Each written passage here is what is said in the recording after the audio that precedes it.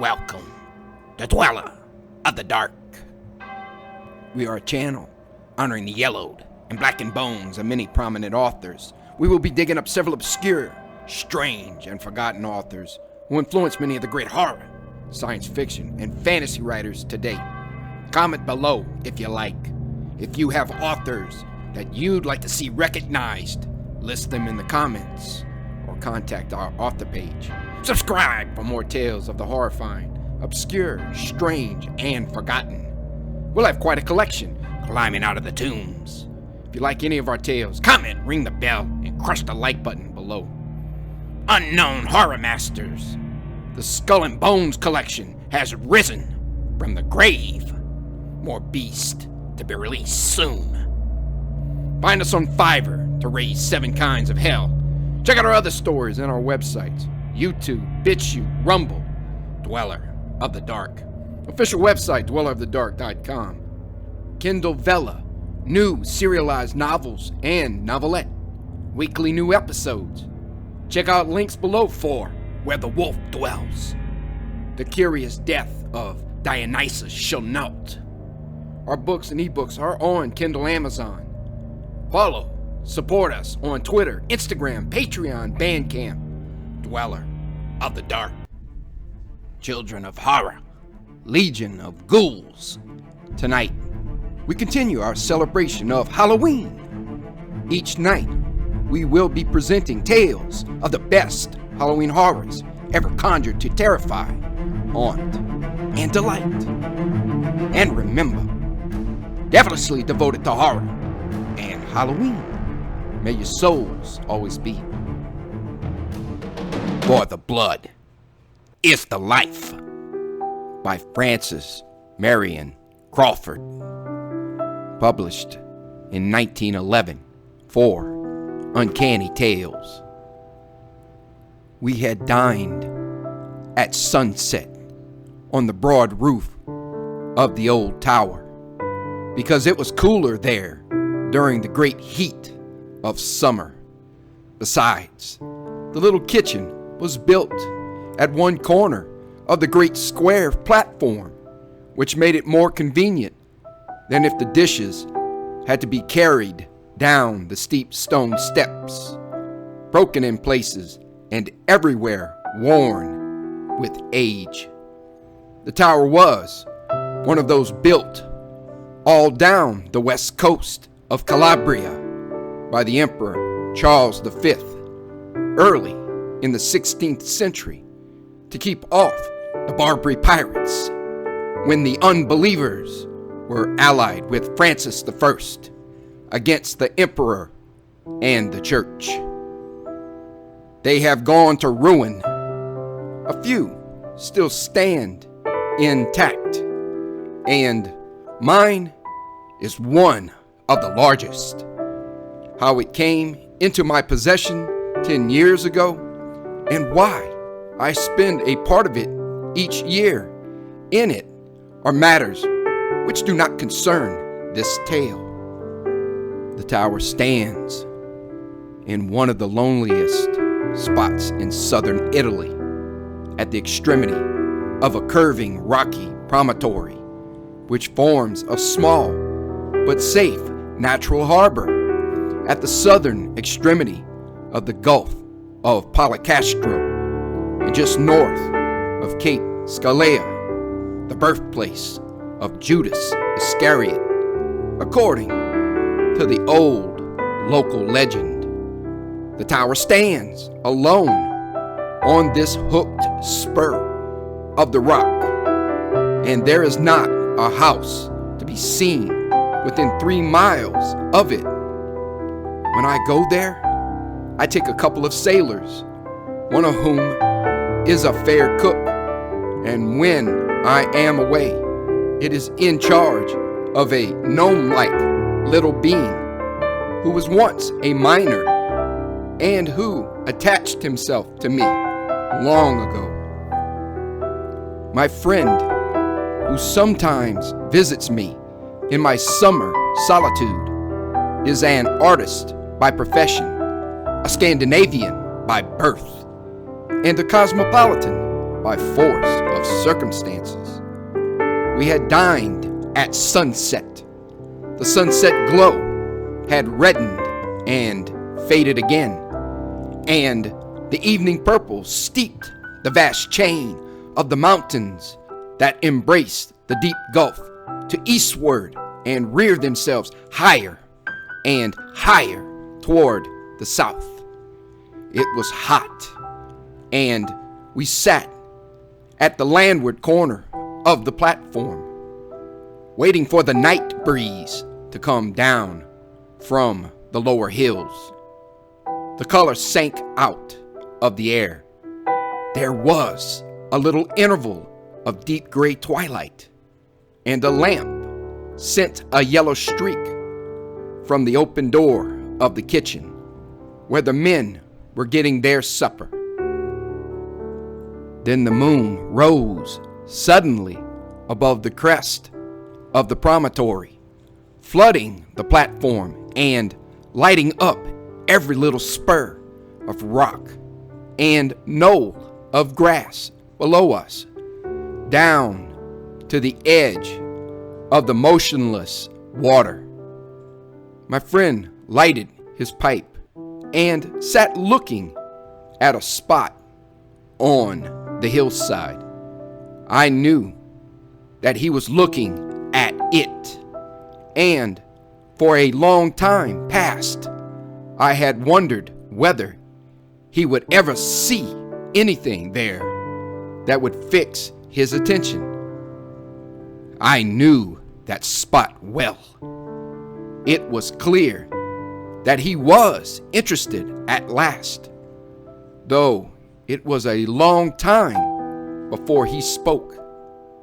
Like most painters, he trusts to his own eyesight, as a lion trusts his strength and a stag his speed, and he is always disturbed when he cannot reconcile what he sees with what he believes that he ought to see. "It's strange," he said. "Do you see that little mound just on this side of the boulder?" "Yes," I said, and I guessed what was coming. "It looks like a grave," observed Holger. "Very true. It does look like a grave." "Yes," continued my friend, his eyes still fixed on the spot. "But the strange thing is that I see the body lying on the top of it." "Of course," continued Holger, turning his head on one side as artists do. "It must be an effect of light. In the first place, it is not a grave at all. Secondly, if it were, the body would be inside and not outside. Therefore, it's an effect of the moonlight. Don't you see it?" "Perfectly. I always see it on moonlight nights." "It doesn't seem to interest you much," said Holger.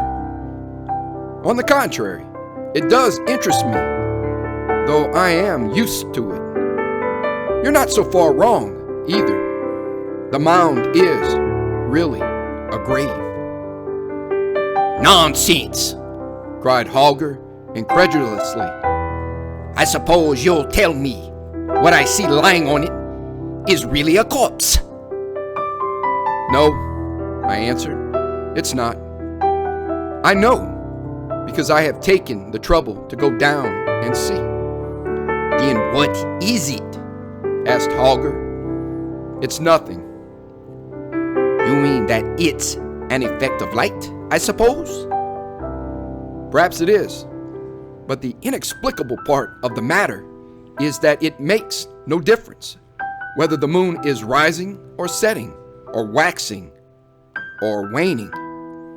If there's any moonlight at all, from east or west or overhead, so long as it shines on the grave, you can see the outline of the body on top.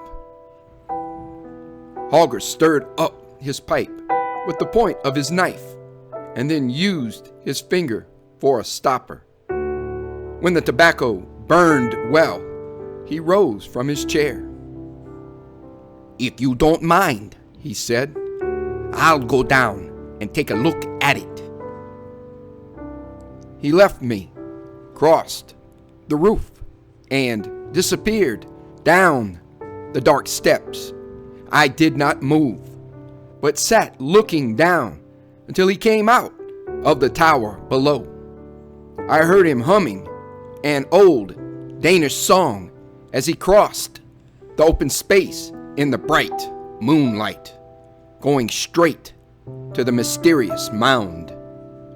When he was 10 paces from it, Holger stopped short, made 2 steps forward, and then 3 or 4 backward, and then stopped again.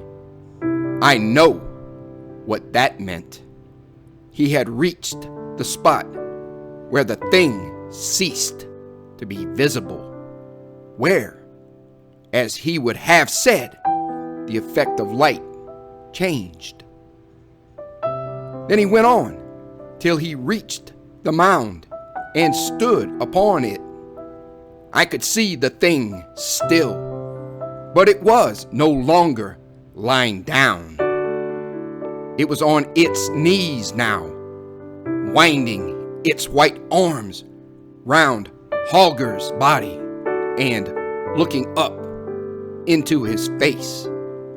A cool breeze stirred my hair at that moment as the night wind began to come down from the hills, but it felt like a breath from another world.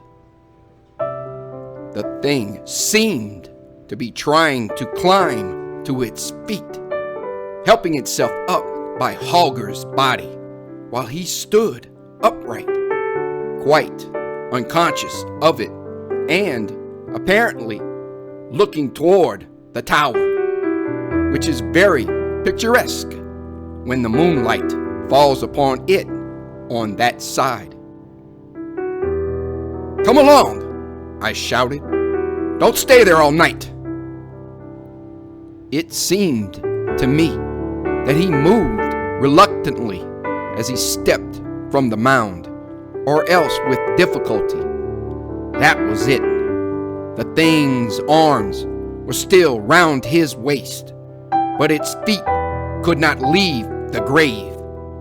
As he came slowly forward, it was drawn and lengthened like a wreath of mist, thin and white, till I saw distinctly that Holger shook himself as a man does who feels a chill. At the same instant, a little wail of pain came to me on the breeze. It might have been the cry of the small owl that lives among the rocks, and the misty presence floated swiftly back from Holger's advancing figure and lay once more at its length upon the mound. Again, I felt the cool breeze in my hair, and this time an icy thrill of dread ran down my spine. I remembered very well that I had once gone down there alone in the moonlight, that presently, being near, I had seen nothing, that, like Holger, I had gone and had stood upon the mound, and I remembered how, when I came back, sure that there was nothing there, I had felt the sudden conviction that there was something after all, if I would only look behind me. I remembered the strong temptation to look back, a temptation I had resisted as unworthy of a man of sense, until, to get rid of it, I had shaken myself, just as Holger did. And now I knew that those white, misty arms had been round me, too. I knew it in a flash, and I shuddered as I remembered that I had heard the night owl then, too. But it had not been the night owl. It was the cry of the thing. I refilled my pipe and poured out a cup of strong southern wine. In less than a minute, Holger was seated beside me again. "Of course, there's nothing there," he said, "but it's creepy all the same. Do you know, when I was coming back, I was so sure that there was something behind me that I wanted to turn round and look. It was an effort not to." He laughed a little, knocked the ashes out of his pipe, and poured himself out some wine. For a while, neither of us spoke, and the moon rose higher, and we both looked at the thing that lay on the mound. "You might make a story about that," said Holger after a long time. "There is one," I answered. "If you're not sleepy, I'll tell it to you." "Go ahead," said Holger, who likes stories. Old Ilario was dying up there in the village behind the hill. You remember him, I have no doubt. They say that he made his money by selling sham jewelry in South America and escaped with his gains when he was found out. Like all those fellows, if they bring anything back with them, he at once set to work to enlarge his house. And as there are no masons here, he sent all the way to Paola for 2 workmen. They were a rough-looking pair of scoundrels, a Neapolitan who had lost one eye, and a Sicilian with an old scar half an inch deep across his left cheek. I often saw them, for on Sundays they used to come down here and fish off the rocks. When Ilario caught the fever that killed him, the masons were still at work. As he had agreed that part of their pay should be their board and lodging, he made them sleep in the house. His wife was dead, and he had an only son called Angelo, who was a much better sort than himself.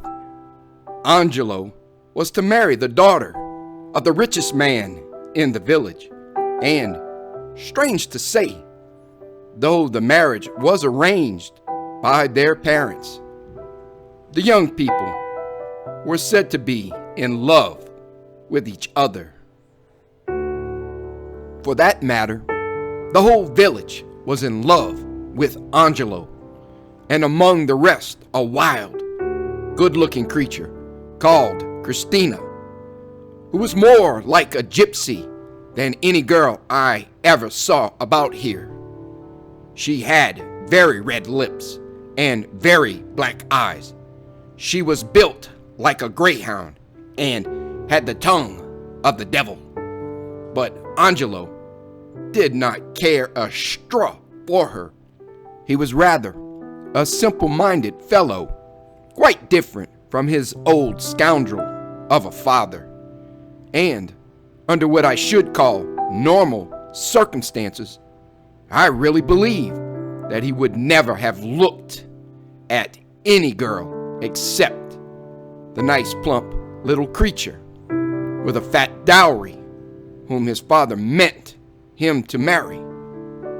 But things turned up which were neither normal nor natural. On the other hand, a very handsome young shepherd from the hills above Maratea was in love with Christina, who seems to have been quite indifferent to him.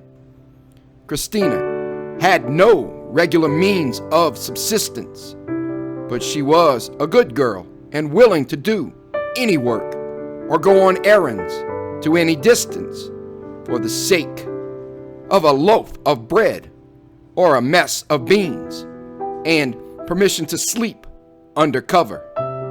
She was especially glad when she could get something to do about the house of Angelo's father. There is no doctor in the village, and when the neighbors saw that old Ilario was dying, they sent Christina to Scalea to fetch one. That was late in the afternoon, and if they had waited so long, it was because the dying miser refused to allow any such extravagance while he was able to speak. But while Christina was gone, matters grew rapidly worse. The priest was brought to the bedside, and when he had done what he could, he gave it as his opinion to the bystanders that the old man was dead, and left the house. You know these people. They have a physical horror of death. Until the priest spoke, the room had been full of people. The words were hardly out of his mouth before it was empty. It was night now. They hurried down the dark steps and out into the street. Angelo, as I have said, was away. Christina had not come back.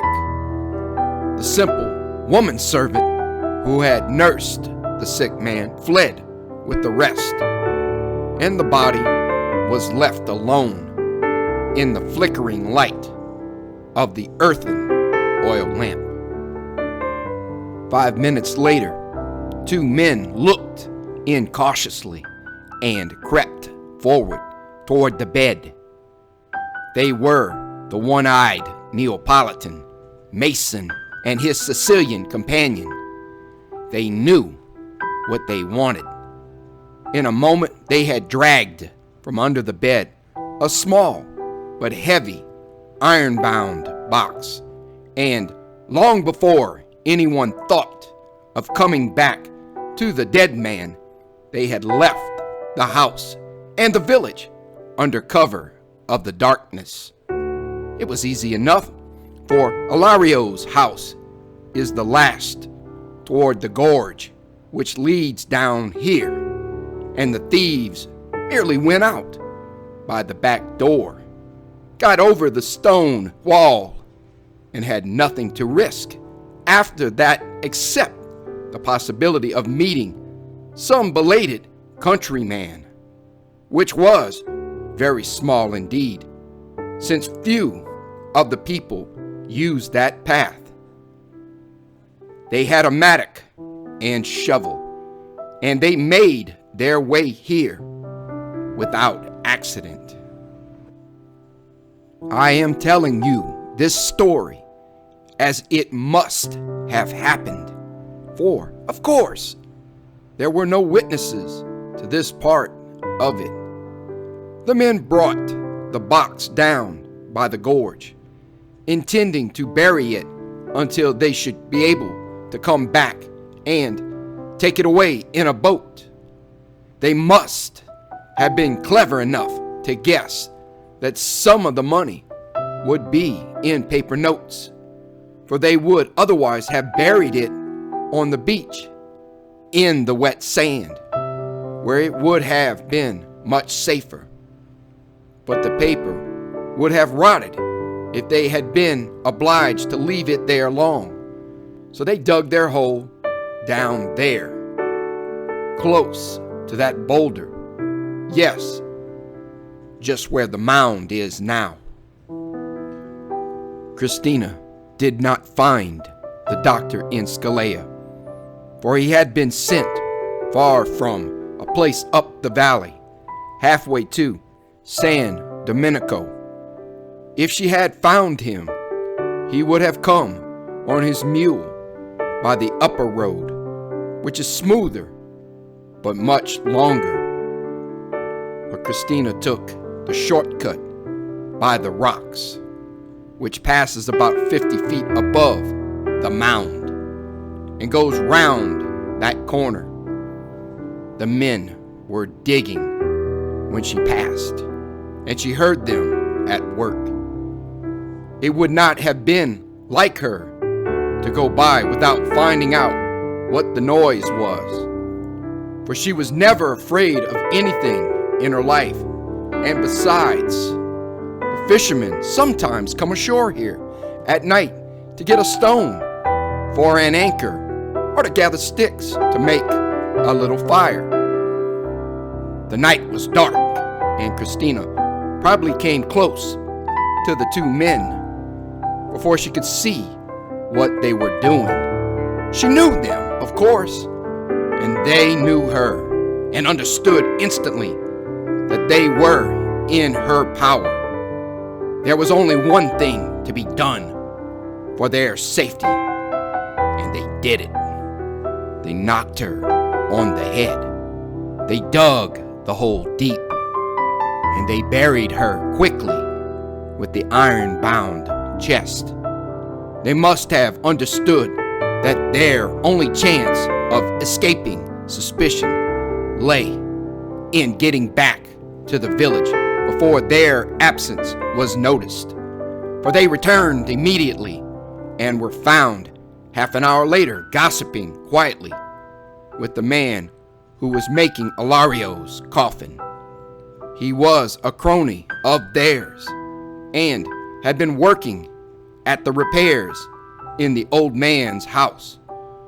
So far as I have been able to make out, the only persons who were supposed to know where Ilario kept his treasure were Angelo and the one woman servant I have mentioned. Angelo was away. It was the woman who discovered the theft.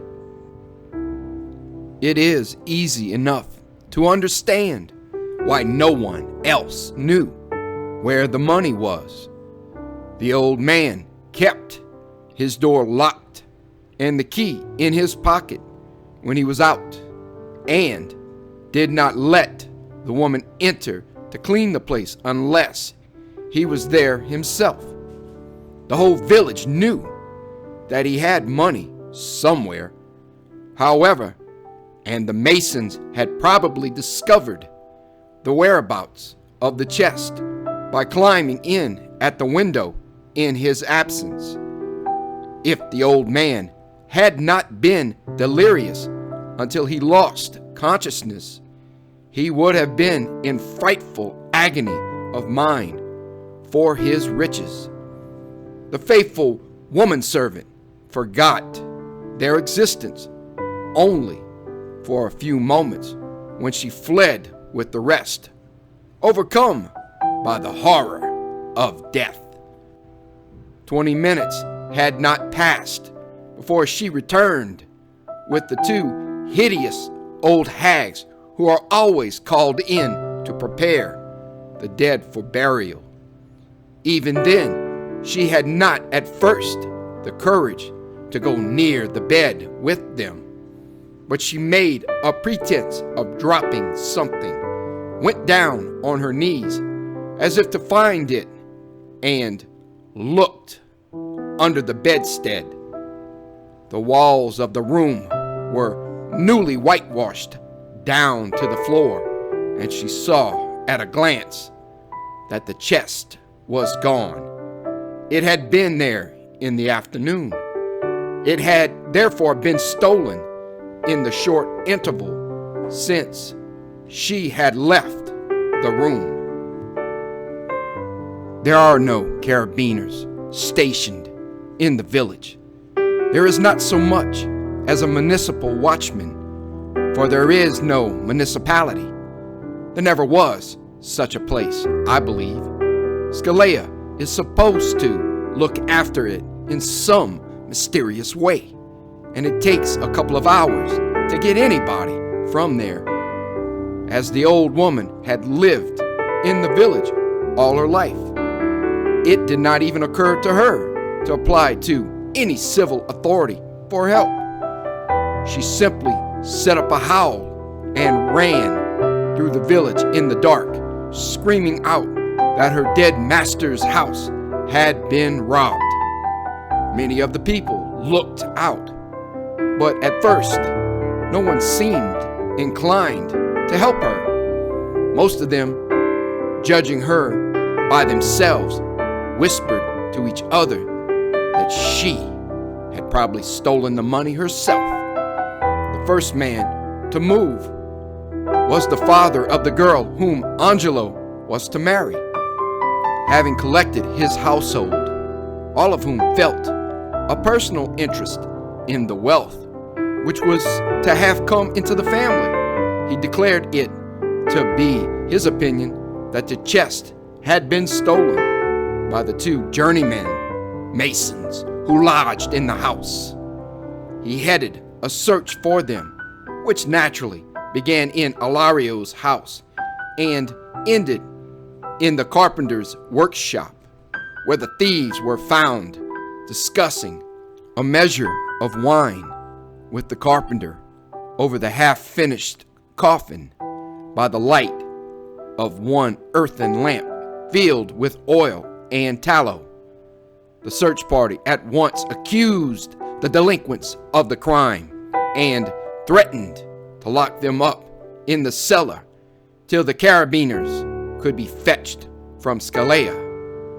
The two men looked at each other for one moment, and then without the slightest hesitation, they put out the single light, seized the unfinished coffin between them, and, using it as a sort of battering ram, dashed upon their assailants in the dark. In a few moments, they were beyond pursuit. That is the end of the first part of the story. The treasure had disappeared, and as no trace of it could be found, the people naturally supposed that the thieves had succeeded in carrying it off. The old man was buried, and when Angelo came back at last, he had to borrow money to pay for the miserable funeral and had some difficulty in doing so. He hardly needed to be told that in losing his inheritance, he had lost his bride.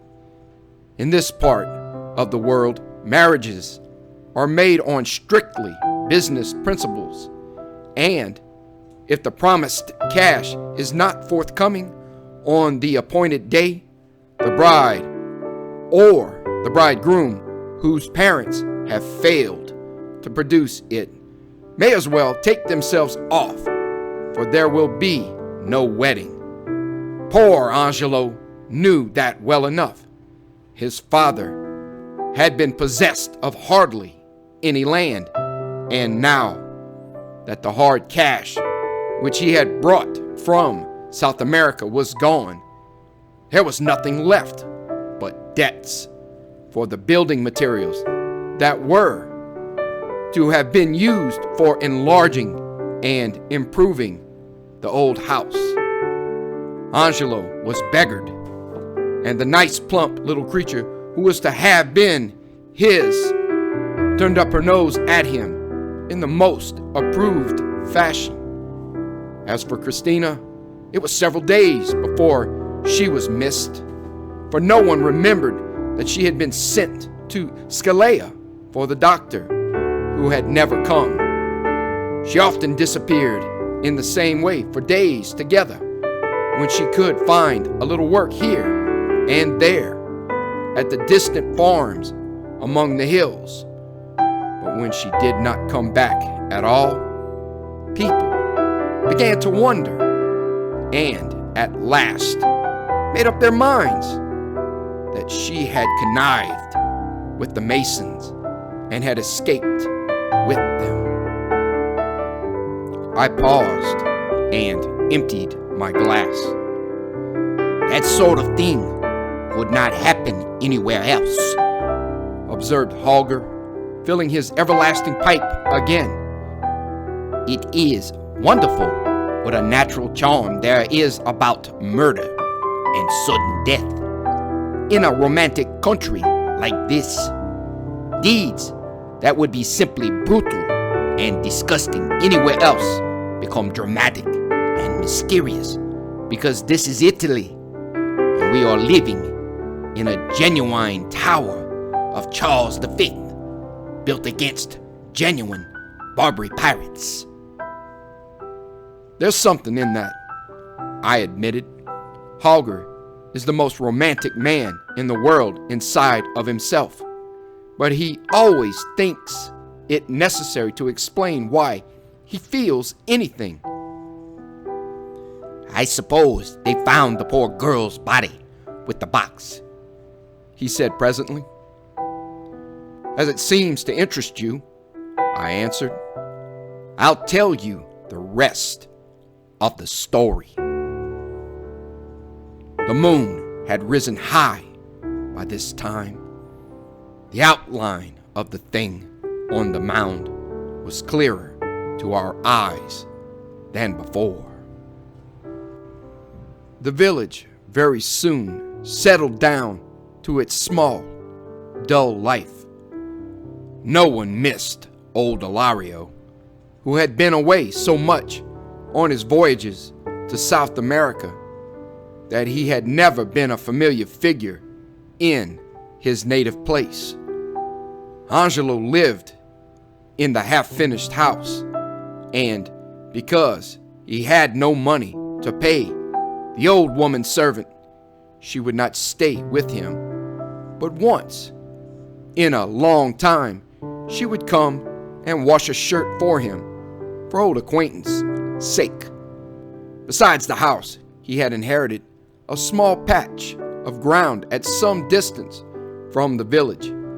He tried to cultivate it, but he had no heart in the work, for he knew he could never pay the taxes on it and on the house, which would certainly be confiscated by the government or seized for the debt of the building material, which the man who had supplied it refused to take back.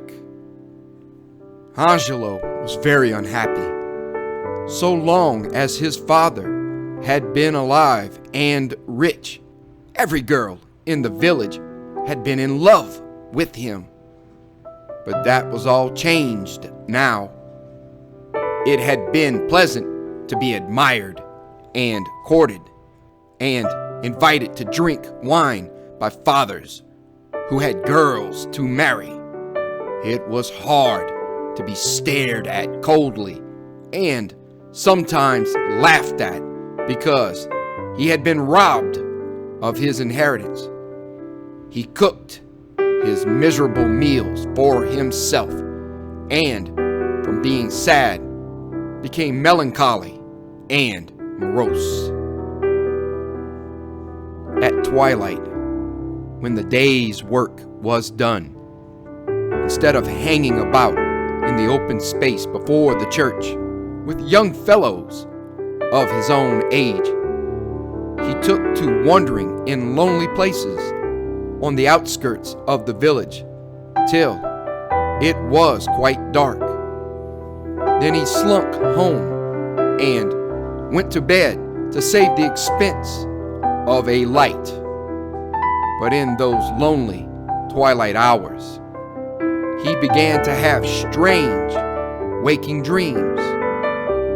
He was not always alone, for often when he sat on the stump of a tree where the narrow path turns down the gorge, he was sure that a woman came up noiselessly over the rough stones as if her feet were bare, and she stood under a clump of chestnut trees only half a dozen yards down the path, and beckoned to him without speaking.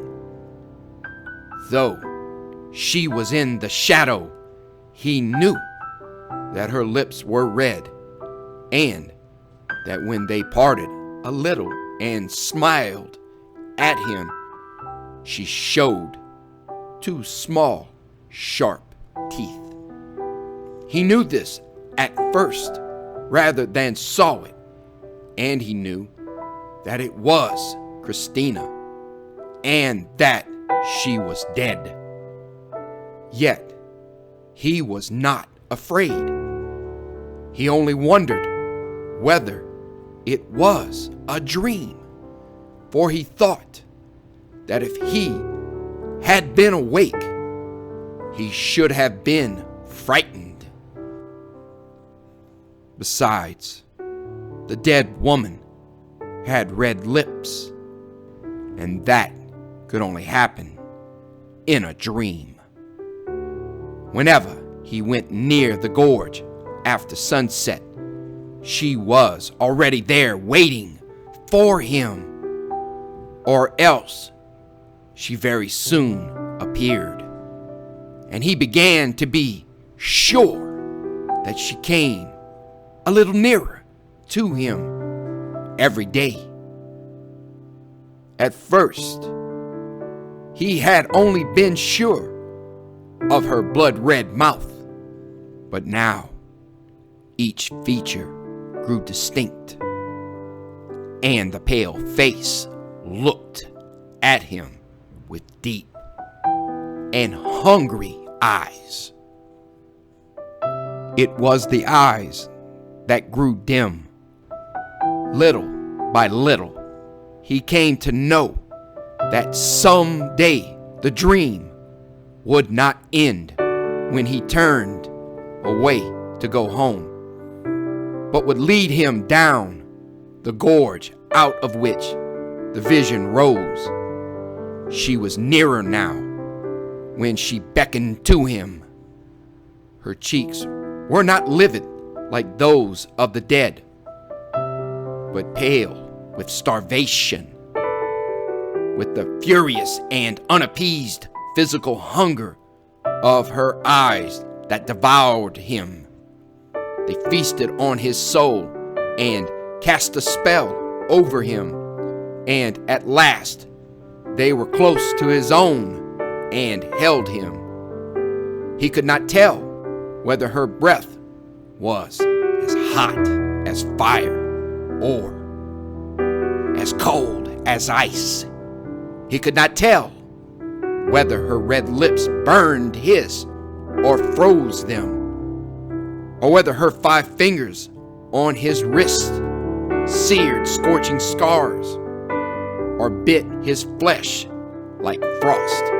He could not tell whether he was awake or asleep, whether she was alive or dead, but he knew that she loved him, she alone of all creatures, earthly or unearthly, and her spell had power over him.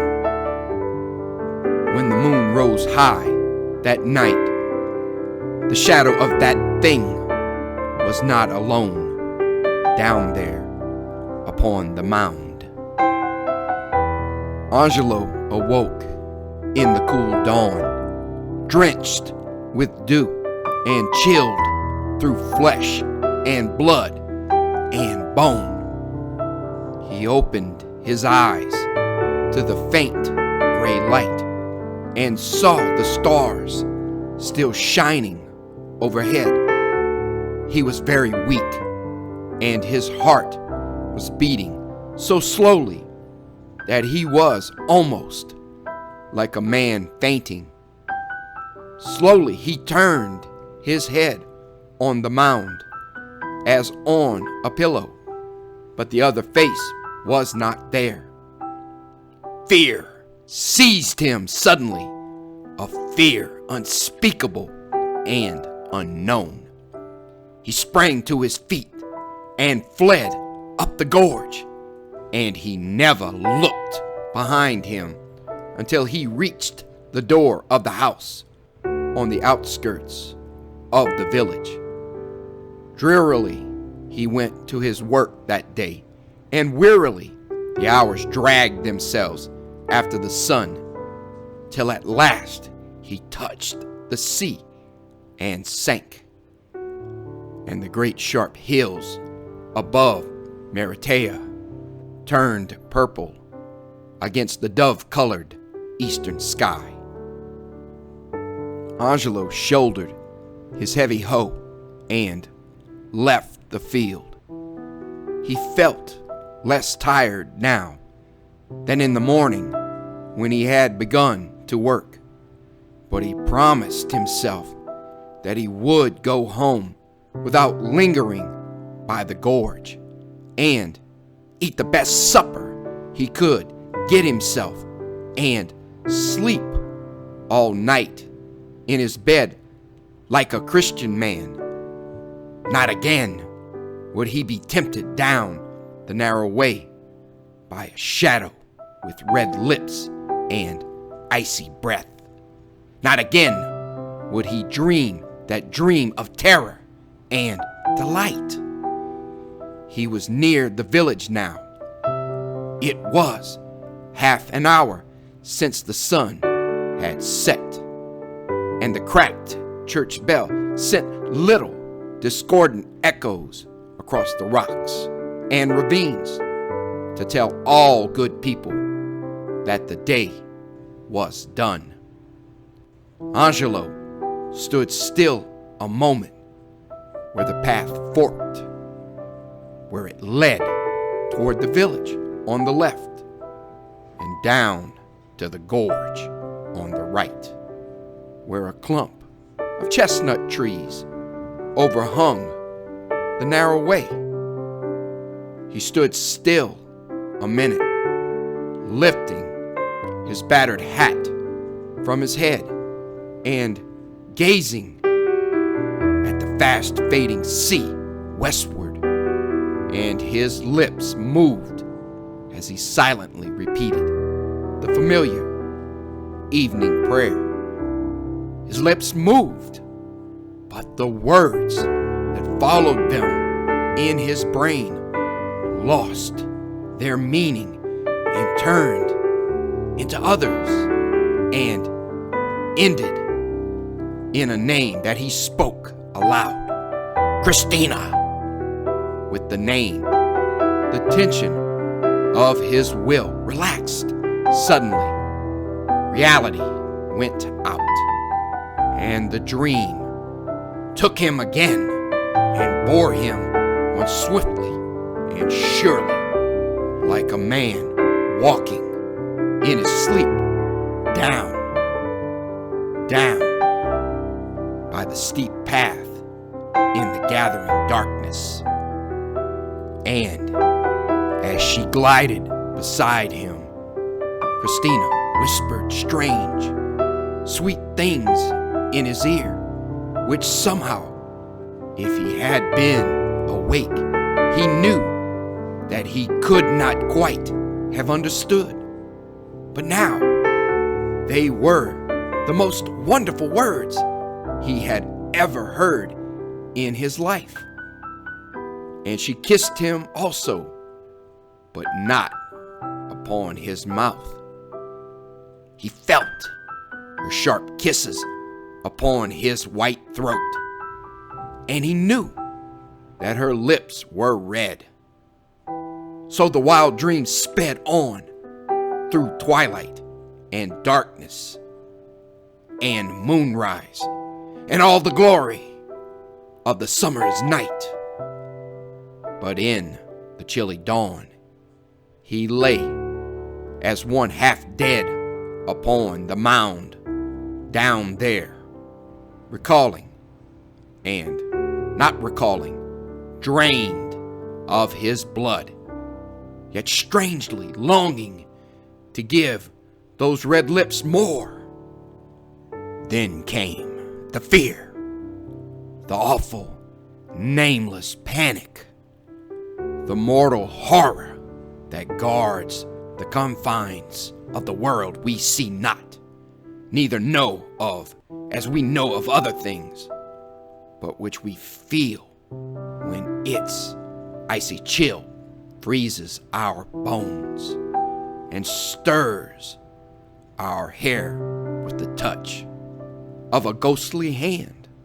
Once more, Angelo sprang from the mound and fled up the gorge in the breaking day, but his step was less sure this time, and he panted for breath as he ran.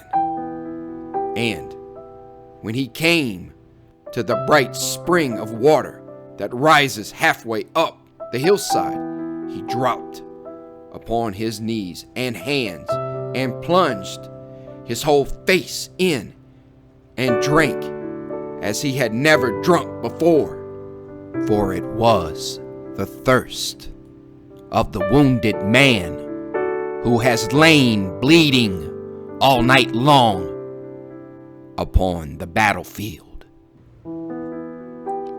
She had him fast now, and he could not escape her, but would come to her every evening at dusk until she had drained him of his last drop of blood.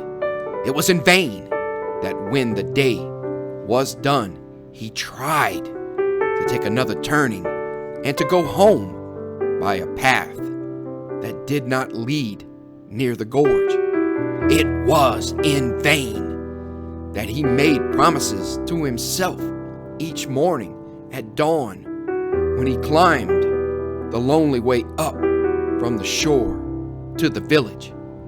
It was all in vain, for when the sun sank burning into the sea and the coolness of the evening stole out as from a hiding place to delight the weary world, his feet turned toward the old way, and she was waiting for him in the shadow under the chestnut trees. And then all happened as before, and she fell to kissing his white throat, even as she flitted lightly down the way, winding one arm about him. And as his blood failed, she grew more hungry and more thirsty every day, and every day when he awoke in the early dawn, it was harder to rouse himself to the effort of climbing the steep path to the village. And when he went to his work, his feet dragged painfully, and there was hardly strength in his arms to wield the heavy hoe. He scarcely spoke to anyone now, but the people said he was consuming himself for love of the girl he was to have married when he lost his inheritance, and they laughed heartily at the thought, for this is not a very romantic country. At this time, Antonio, the man who stays here to look after the tower, returned from a visit to his people who lived near Salerno. He had been away all the time since before Ilario's death and knew nothing of what had happened. He has told me that he came back late in the afternoon and shut himself up in the tower to eat and sleep, for he was very tired. It was past midnight when he awoke, and when he looked out, the waning moon was rising over the shoulder of the hill. He looked out toward the mound, and he saw something. And he did not sleep again that night. When he went out again in the morning, it was broad daylight, and there was nothing to be seen on the mound but loose stones and driven sand. Yet he did not go very near it.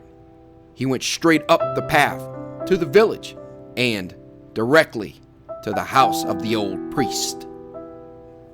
"I have seen an evil thing this night," he said. "I have seen how the dead drink the blood of the living, and the blood is the life." "Tell me what you have seen," said the priest in reply.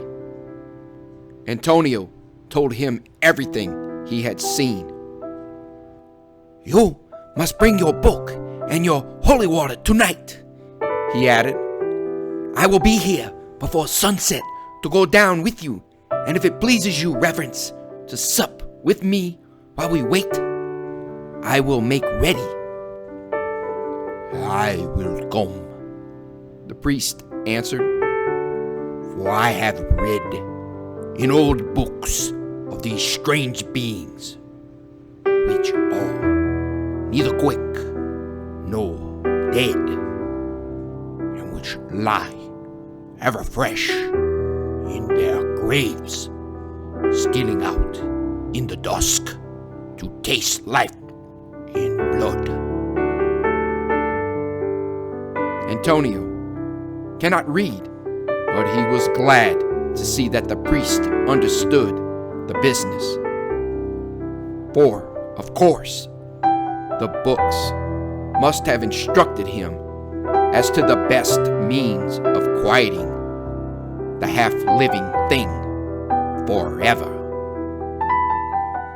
So Antonio went away to his work, which consists largely in sitting on the shady side of the tower when he is not perched upon a rock with a fishing line catching nothing. But on that day he went twice to look at the mound in the bright sunlight, and he searched round and round it for some hole through which the being might get in and out, but he found none. When the sun began to sink and the air was cooler in the shadows, he went up to fetch the old priest, carrying a little wicker basket with him, and in this they placed a bottle of holy water, and the basin and sprinkler, and the stole which the priest would need. And they came down and waited in the door of the tower till it should be dark. But while the light still lingered, very gray and faint, they saw something moving just there. 2 figures, a man's that walked, and a woman's that flitted beside him. And while her head lay on his shoulder, she kissed his throat. The priest has told me that too, and that his teeth chattered, and he grasped Antonio's arm.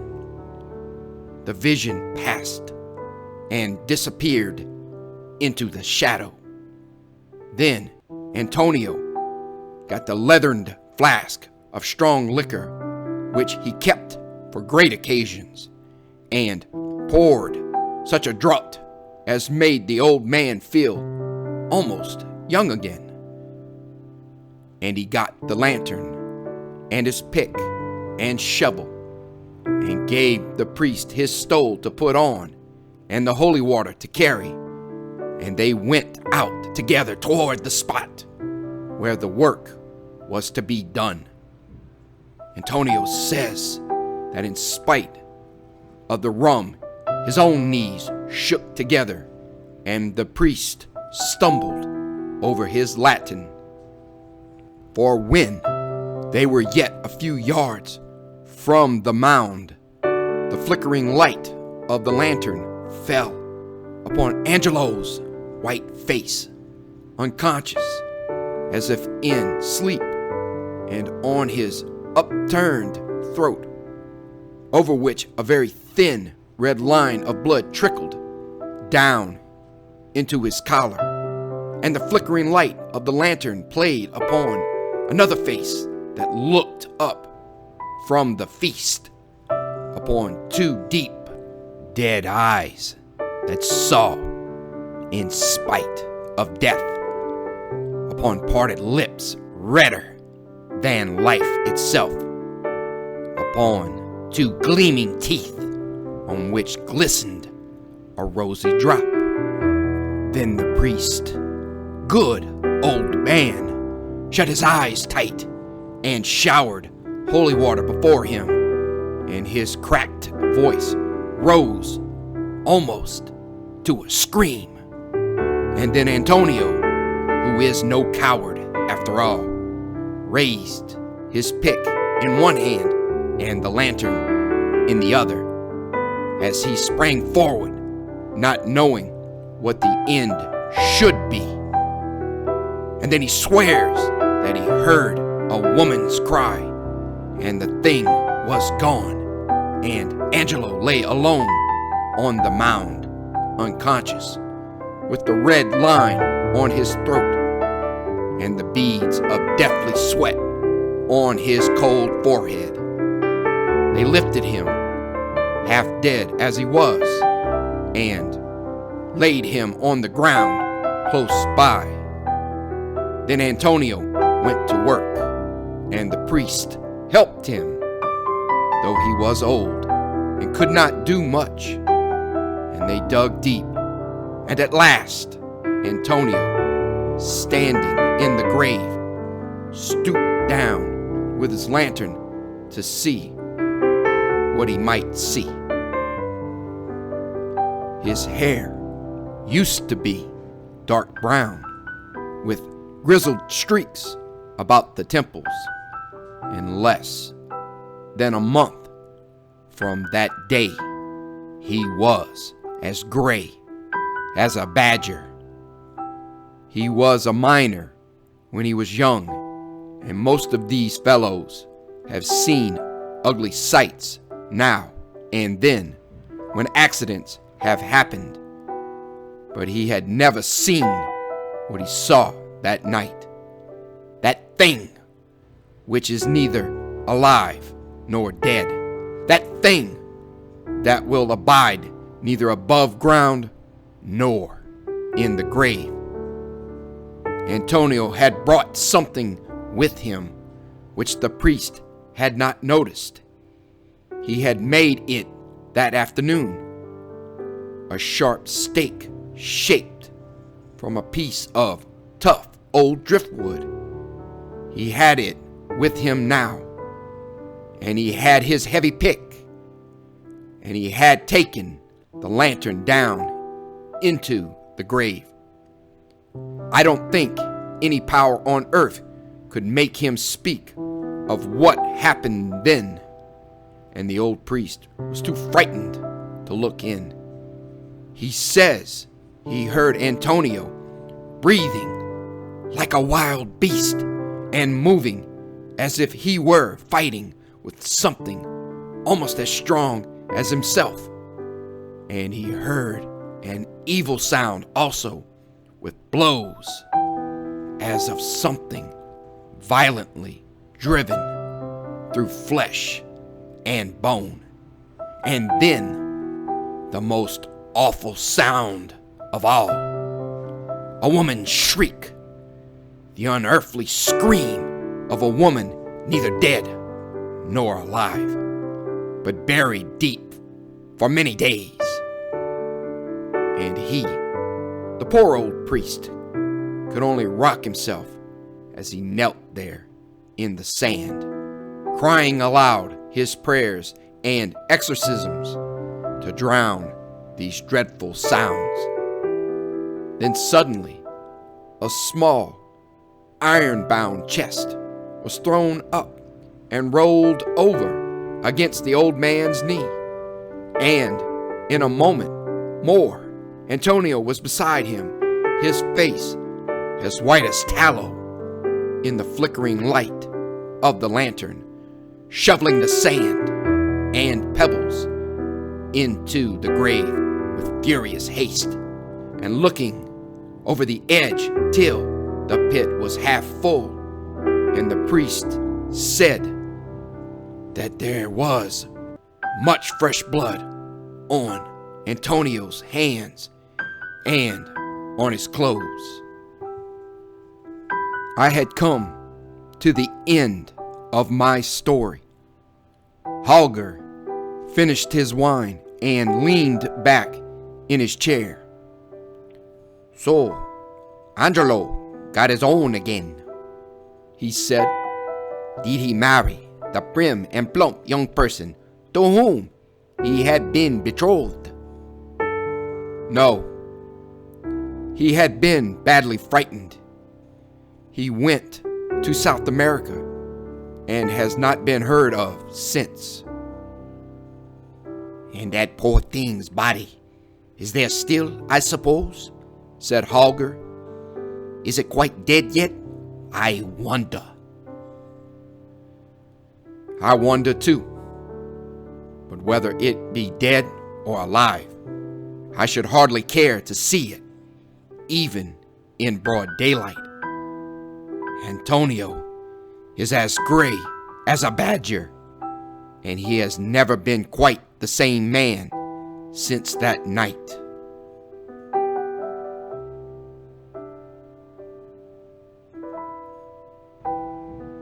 Thank you for listening. Have a great night.